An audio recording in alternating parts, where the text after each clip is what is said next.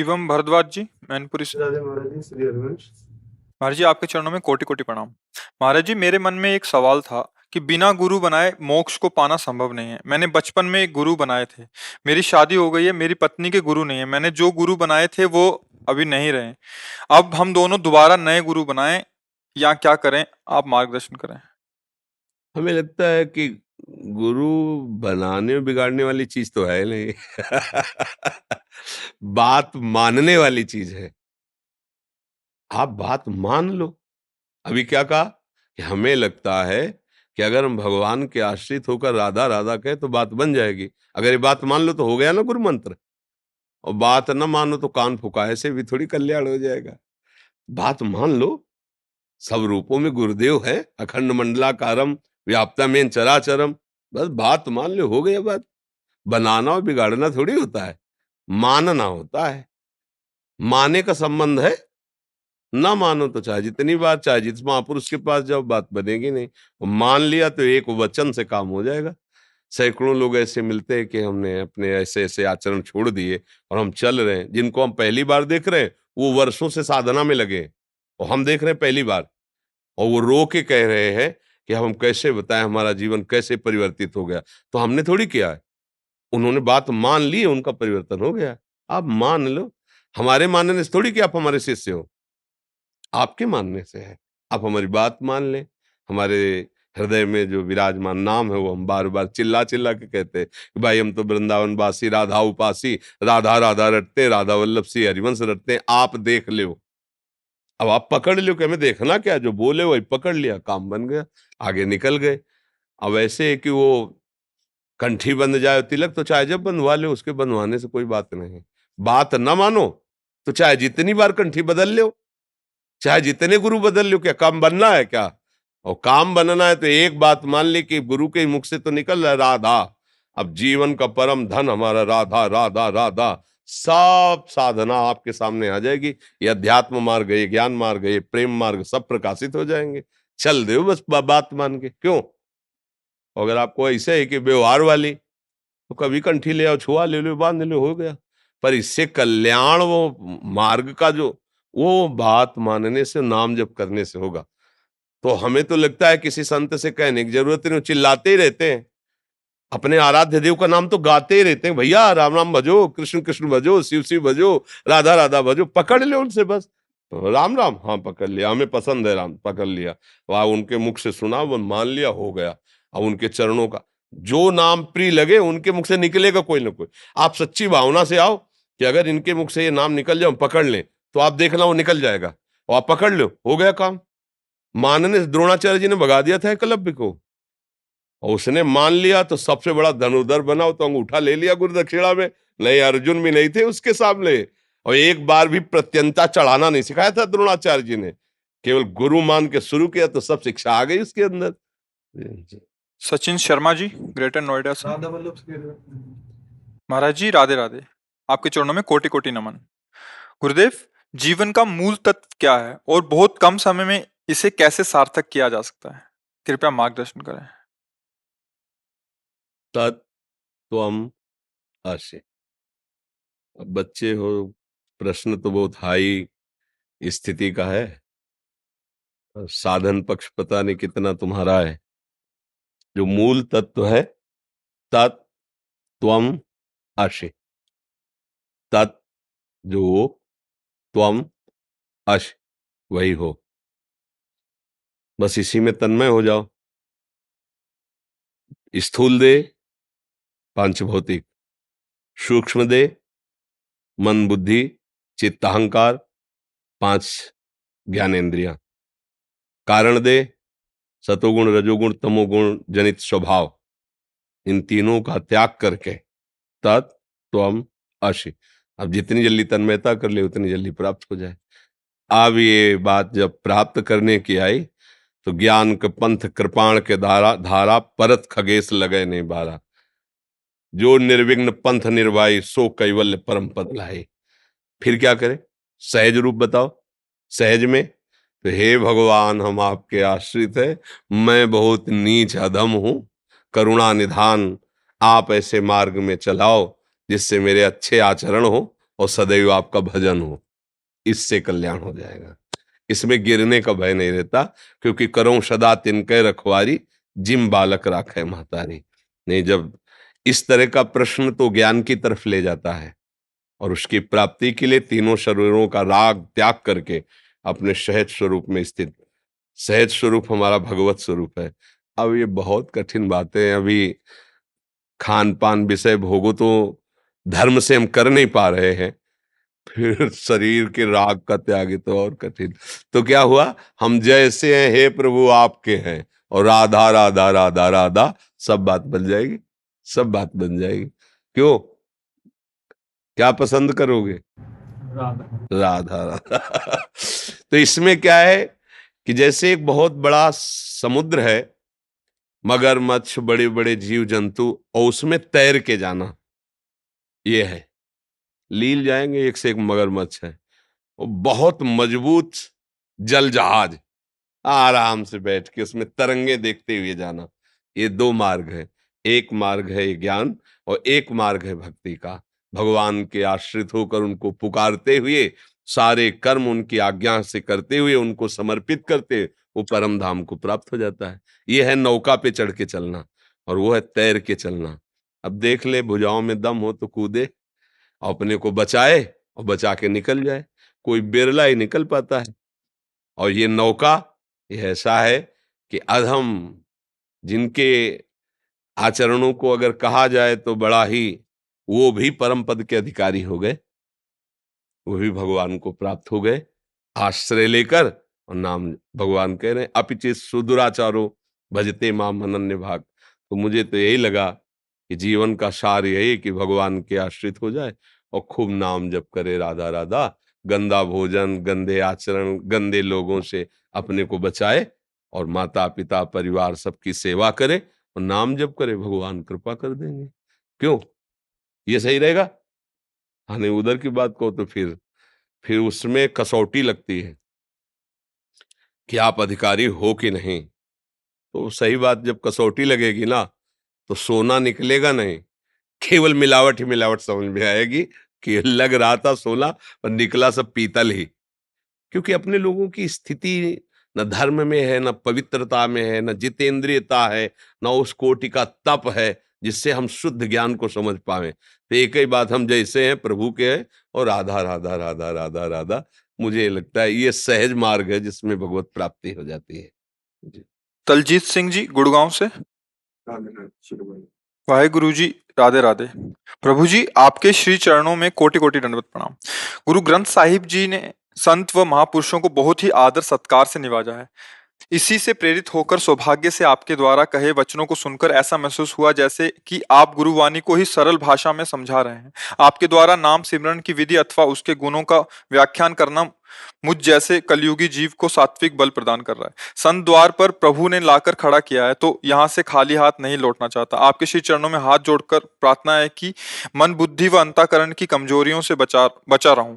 अतः जो भी मार्ग इस जीवन के बचे हुए हैं, उस वांछा से बची हुई हैं, प्रभु के सिमरन में निकले वो, और इसी मार्ग पर चलते रहने का आशीर्वाद प्रदान करें। वो तो आशीर्वाद है, भगवान ने मनुष्य शरीर दिया, और सबसे बड़ी बात, गुरुवाणी का आश्रय दिया। जिसने गुरुवाणी का आश्रय लिया और गुरुवाणी का मनन किया, उसमें कोई भी सद्गुण की कमी नहीं रह जाती। जो मन बुद्धि हमारे संसार की तरफ आसक्त हो रहे हैं, उसका कारण है हम कहीं न कहीं गुरुवाणी का जो आदेश है उसका उल्लंघन करते हैं। अगर उल्लंघन न करें तो गुरुवाणी में इतनी सामर्थ्य है कि उसका जब मनन करोगे तो मन बुद्धि में इतनी पवित्रता आ जाएगी कि वो नाम को छोड़कर फिर अन्यत्र कहीं जाएंगे भी नहीं। हमारी थोड़ी प्रमाद स्थिति हो जाती है। प्रमाद स्थिति, जो नहीं करना चाहिए उसमें सुख बुद्धि, जो नहीं करना चाहिए उसमें सुख बुद्धि। अब जैसे शरीर की अवस्था ऐसी है, पर मन की वही अवस्था होती है जो उसने पूर्व से अभ्यास किया है। अब हमको बहुत सावधानी के द्वारा वो बार बार हम कहते हैं, जब आप लोग पधारते हैं यहाँ तो एक महामहिम वचन उच्चारण करते हैं, वाहेगुरु का खालसा, वाहेगुरु की फतेह। हमें बहुत अच्छा लगता है, क्योंकि वाहेगुरु का खालसा का तात्पर्य है कि जो गुरुदेव हैं, जो गुरु है, वो परम ईश्वर है, परमेश्वर है, सारा वैभव उसी का है। और जो उनकी वाणी का आदर करता है, जो गुरुवाणी को अपने हृदय में विराजमान करता है, उसकी फतेह हो जाती है। अर्थात वो मन बुद्धि चित्त अहंकार के अधीन नहीं रहता, वो मन बुद्धि को अधीन करके उस परम परमेश्वर में लगा देता है। यही फतेह है। वाहेगुरु का खालसा, वाहेगुरु की फतेह। जो वाहेगुरु के वचनों को मान लिया, ये गुरु ग्रंथ साहब साक्षात गुरुदेव हैं, मूर्तिमान प्रभु हैं, अक्षर अक्षर ब्रह्म है। आप उस बात को मान करके और यदि हम चले तो निश्चित हमारी फतेह होगी। अगर हम आज्ञा उल्लंघन करेंगे तो फिर कुछ भी करें, सफलता हाथ नहीं लगेगी। ये शब्द लिख ले, क्योंकि मोक्ष मूलम गुरु कृपा, इस कृपा का अधिकारी वही होता है जो मंत्र मूलम गुरु वाक्यम, जो गुरु का आदेश, गुरु के शब्द हैं, वही परब्रह्म तत्व का, परमेश्वर का साक्षात्कार कराते हैं। बिल्कुल साक्षात उनके आदेश को मान करके और चल दो तो निहाल हो जाओगे। नहीं, जो नाम मिला है, जो मंत्र मिला है, खूब अंदर ही अंदर उसका हर समय। और हमारा जो मन बेईमानी करता है, वो भजन से हटाने के लिए वो क्या करता है, इस वस्तु को खा लें, आज इस वस्तु को देख लें, आज इसको भोग लें, आज ऐसा कर लें। वो बीच बीच में प्रलोभन देता रहता है, और उसके प्रलोभन में जो नहीं फंसता तो मन फिर अधीन हो जाता है और वो भजनानंदी हो जाता है। और जो उसके प्रलोभन में फंस जाता है तो मन उसको अधीन कर लेता है और फिर विषयानंद में फंसा देता है। भाई यही चाल चल रही। जो गुरु का कृपा पात्र है, साधारण भाषा में कहा जाता है गुरु मेहरबान तो चेला पहलवान। कोई भी विकार उसे परास्त नहीं कर सकता। बस ये कि अक्षर पर टिक जाए। अक्षर अविनाशी सच्चिदानंद का जो आदेश है उस पर टिक जाए, फिर माया नाम की कोई वस्तु नहीं जो आपको परास्त कर सके। अब बहुत कम समय रह गया है जीवन का, पता नहीं कब शाम हो जाए, कब श्वास रुक जाए। तो हर समय अंदर ही अंदर, अंदर ही अंदर खूब नाम जप करता रहे। नाम जापक अगर ऐसा सोचता है मैं नाम जप करूं मुझे शरीर सुख मिले, तो फिर थोड़ा घाटे का विचार है। देखो अपने गुरुजनों को देखो, ऐसा कि उनकी कृपा जरा सी हो जाए तो परम पद मिल जाए, ऐसे वो महापुरुष हैं। और उनको विधर्मी लोग कितना कष्ट दे रहे हैं, पर वो कहते हैं राम का किया मीठा लागे, सह रहे हैं। इतना बड़ा पावर है उनमें कि वो उनका विनाश एक क्षण में कर सकते हैं, जो उनके शरीर को पीड़ा पहुंचा रहे हैं, सह रहे। और ऊपर से कह रहे राम का किया मीठा लागे। क्या हृदय है महापुरुषों का कि जो उनको कष्ट दे रहे हैं, उनके लिए तो उनके हृदय में कोई बात ही नहीं है, और अपने को अच्छा लग रहा है उनको। और ऐसा कष्ट तपती हुई बालू में बैठा, मतलब जो धधकती हुई बालू है उस पे ऊपर से गरम आग जैसी छोड़ रहे हैं, पर वो राम का किया मीठा लगे। तभी तो महापुरुष हमारे गुरुदेव हैं, ये करके दिखाया। और सामर्थ्य इतनी है, सब कुछ कर सकते हैं, एक क्षण में भस्म कर सकते हैं। छोटे मोटे जो भूत प्रेत सिद्ध करते हैं, कुछ दिनों में उनकी अपवित्र साधनाएं और वो भूत अधीन हो जाता है, कुछ भी करवा सकते हो। और सबका मालिक जिनके अधीन है नाम के बल से, और उनको कोई शारीरिक कष्ट पहुंचा रहा है वो मुस्कुरा के सह रहे हैं, क्या उनमें सामर्थ्य नहीं? अरे वो विध्वंस मचा दे, एक संकल्प कर दे तो नष्ट कर सकते हैं, लेकिन नहीं, महापुरुषों ने करके दिखाया है कि नाम ऐसा है कि जिसके हृदय में छा जाता है वो सब कष्ट हंस के सह लेता है। पर नाम के भजन का फल वो कष्ट मिटाने में नहीं, दूसरे का कष्ट मिटा देंगे। हमने देखा है, महापुरुषों को देखा है, दूसरे का कष्ट तो मिटाने में देर नहीं है, लेकिन अपने कष्ट को सजा कर भोगते हैं और भोगते हैं। तुम नहीं सह पाओगे, तुम जाओ सुखी रहो, आओ हमारे ऊपर तुम भी आ जाओ, तुम्हारा भी आ जाए, क्या बिगड़ना है यार? जहाँ 100 वहाँ स्वभाव से क्या अंतर पड़ रहा है? लेकिन तुम भजन करो, तुम स्वस्थ रहो, जाओ सुखी रहो, भजन। ऐसा संतों को देखा कि दूसरे का कष्ट स्वयं ले लिया, लेकिन अपने कष्ट को उन्होंने मिटाने के लिए कभी कोई ना संकल्प किया ना इच्छा की। तो इस मार्ग का पथिक बड़ा शूरवीर होता है। हमको इस तरह से चलना है कि चाहे कोई गाली दे, अपमान करे, चाहे हमारा मन ही हमको जलाए और भोगों की तरफ खींचे, लेकिन अब नहीं। हम अब तो नाम की लौ लग गई। अब नाम की हमारे अंदर स्मृति सुमिरन की वृत्ति आ गई। अब इसे नहीं छोड़ेंगे। जो त्रिभुवन की राजलक्ष्मी देने पर भी आधे पल के लिए भी अपने प्रभु का स्मरण सुमिरन नहीं छोड़ता, वही परम महाभागवत कहा जाता है। वही संसार पर विजय प्राप्त कर लेता है। बड़ी कृपा है और खूब नाम सुमिरन करो और गुरु वाणी के आश्रित रहो। गुरु वाणी देखो, गुरु गुरु है। आप हमारे बोलो, पराये बोलो, उनके बोलो, गुरु गुरु है, यही शब्द लगता है। सदगुरु गुरु यही लगता है ना, तो वो एक ही है। वो एक ही है, उसे कुछ भी नाम दे के पुकारो, वो एक ही है। इसीलिए हर समय नतमस्तक होकर गुरुवाणी का पालन करो, अपने आप निहाल हो जाओगे। अब मस्ती आ जाएगी, अद्भुत मस्ती आ जाएगी। देखो, हम सबके शरीर एक ही पंचभूत से बने हुए हैं। पोशाकें अलग अलग हो सकती हैं, घाट अलग अलग हो सकते हैं, लेकिन जिस रस का स्वादन करना है वो परमेश्वर एक ही है। चाहे कुछ भी बोलो, अलग अलग पंथ, अलग अलग ग्रंथ, अलग अलग मंत्र, लेकिन जो ग्रंथ पंथ और मंत्र है, उसका कंत माने इष्ट ईश्वर, वो एक ही है। जब ये बात समझ में आ जाती है ना, तो फिर ये भेद की जो मेड़ है ना, वो सब हट जाती है। फिर पूरा चराचर जगत अपने ही स्वामी का पसारा दिखाई देता है और वो आनंदित होता है। जैसे अपनी जबान से अपनी दांत कट जाए तो किसको दोष देंगे, ऐसे ही वो पूरे विश्व को अपना स्वरूप देखता है। अगर उसे कोई काटे, मारे, पीटे, तो किसी को दोष वो सह लेता है। भगवत आनंद में इतनी सामर्थ्य है, वो सब सह लेता है। श्रुति शर्मा जी, श्री रुड़की हरिवंश से। गुरुदेव भगवान। गुरुदेव, आपके चरणों में कोटि कोटि प्रणाम। गुरुदेव, आपने 1 जून के सत्संग में बताया था कि घोर विषय को तारने में समर्थ है, बस वृंदावन का आश्रय ले लो। जो बाहर हैं उन्हें जब समय मिले तब वृंदावन आ गए तो वृंदावन वही गति प्रदान करेगा जो यहाँ के वास करने वाले को है। मैं भी घोर विषय हूँ, बस मैं अपने आचार्य श्री हरिवंश चंद्र की हूँ। मैं जब कभी वृंदावन नहीं आ पाती तो मैं देववन चले जाती हूँ। वहां जाना मेरे आश्रय में कहीं कमी तो नहीं महाराज? नहीं नहीं, अपने आचार्य की लीला भूमि है, एक ही बात है। निष्ठा में रहो, पर वो निष्ठा और आश्रय का मतलब है जिसका हमने आश्रय लिया वो हमारे चिंतन से नहीं हटना चाहिए, वो हमारे चिंतन में बना रहना चाहिए। चिंतन ही प्रधान वस्तु है। अगर हम चिंतन कर रहे हैं प्रियाजू का, प्रीतम जू का, चिंतन कर रहे हैं वृंदावन का, तो हम वृंदावन में ही हैं। हमारा जहाँ चिंतन होता है वहीं उपस्थिति मानी जाती है। जी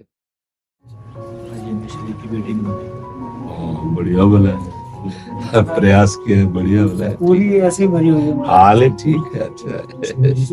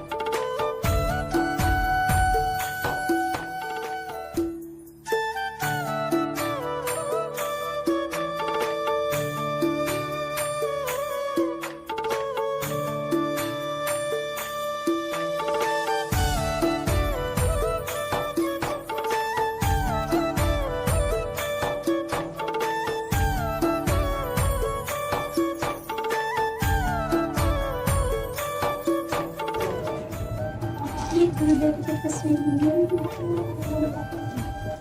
ये चुनरी वाली सजावट है।